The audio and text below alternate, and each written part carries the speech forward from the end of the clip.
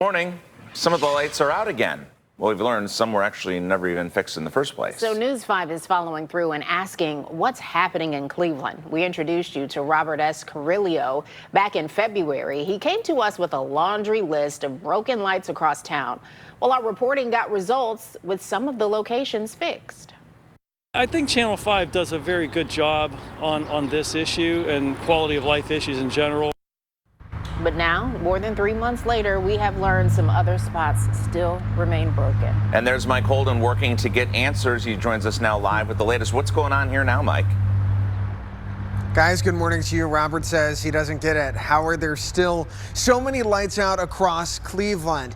He's asking us to reach out to Cleveland Public Power and city officials to get a permanent fix. We now know this morning they are efforting change, and Robert says it boils down to public safety for everyone.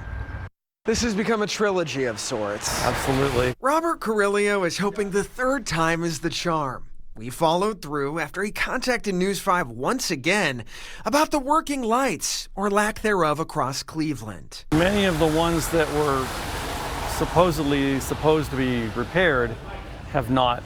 He's now hoping to shine a light, no pun intended here, on the various outages in an effort to keep residents and visitors safe. Where there should be light, there should be light. But in some cases, there's not.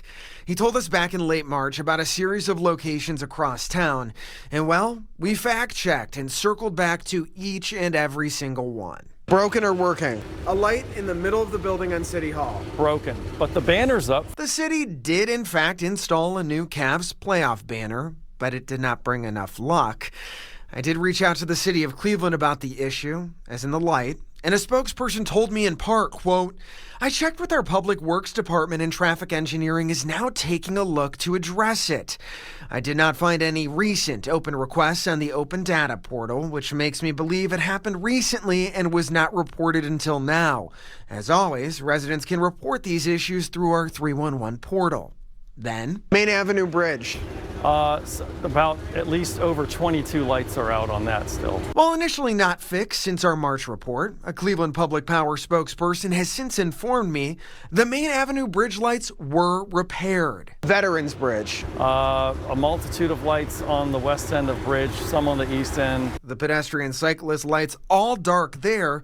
Cleveland Public Power telling News 5 the lights on the Veterans Memorial Bridge are not the responsibility of Cleveland Public Power. Please reach out to Bridges and Docks. And finally, tunnel from Lake Avenue up the Shoreway. About 3.5 years now, those have been out. The Cleveland Public Power spokesperson said the operations staff is working to coordinate these repairs with other departments, example, traffic, to schedule lane closures to safely work on the lights.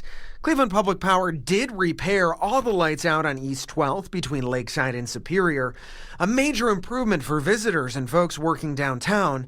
And Euclid Avenue down the middle of the road, all the lights from Public Square to Playhouse Square were fixed as well. But Robert says he wants more progress. Why does it take one person, and I can't be the only one noticing this, to have to bring this to light, forgive the pun?